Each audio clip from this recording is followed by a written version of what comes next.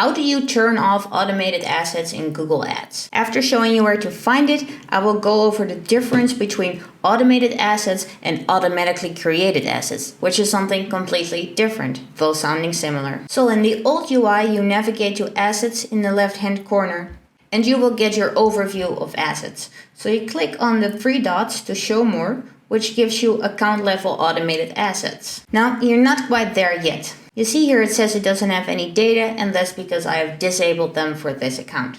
So once more, you go to the three dots that show more and go to the advanced settings.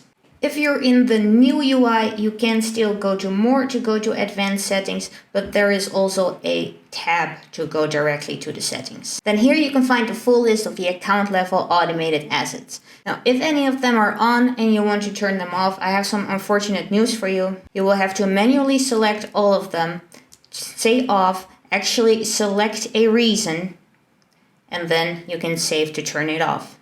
And now let's talk about the very confusing terminology of automated assets and automatically created assets. Mostly assets are what used to be called extensions. You will have your callout extensions, sitelink extensions, etc. Well, the components of an ad, meaning the headlines and the descriptions, in some case images or videos, that's now all called assets. Automated assets refer to what used to be called extensions, and that's an account level setting, account level automated assets. Then there's this thing called automatically created assets, which is a campaign level setting. So in the campaign settings, you can find the automatically created assets, which allows Google to generate headlines and descriptions.